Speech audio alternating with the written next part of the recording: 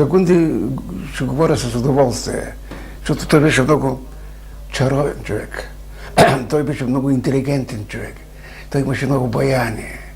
Не само в живота, но и на игрището, разбирате ли? Той не повишаваше тон. Той говореше тихо, спокойно. Това беше Гунди. Но това беше характерно и на игрището. Аз за сега толкова мачове съм гледал на Левски, да съм го видял веднъж да се скара с някой съиграч или да опонира на рефера за отменена дуспа. Веднъж много ми е смешно, като свири дуспа рефера, всички са втурят към рефера, мисля, че ще отложат дуспата. Никога до сега не съм видял дуспа да бъде отменена. Няма такова нещо. Той това нещо у него нямаше такова нещо.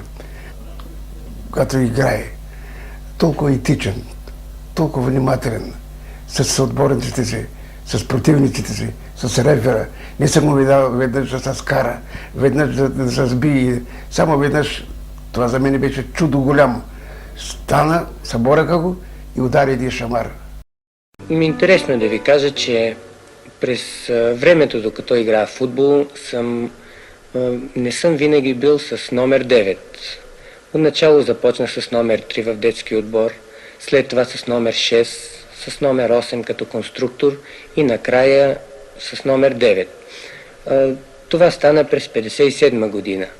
С последствие, при отбиване на военната служба, бях в Ботев, Пловдив и след това се завърнах в Левски. Той не беше играч, той беше художник. Той в играта в 45 или 90 минути ще направи 2-3 положения, които ти не можеш да забравиш, цяла нощ не можеш да забравиш. Излизаш с мача и в главата ти тия негови финтови, тия негови спиране с гърди, тия негови дриблиране, тия негови водени, тая негова грациозна, като на лебед, крачка, разбирате. Ти не можеш да изчезне от съзнанието ти, този миг, който направи той. Затова казвам, той беше художник. Той бе... Наслада е да го гледаш, бе, наслада. Наслада е, както тук има някои актьори, гледаш го отида, като излежа на сцената, наслада. Защото има други актьори, които като седнеш на чашка ракия, да го разцелуваш от толкова забавен, толкова интересен, като излезе на сцената, няма го.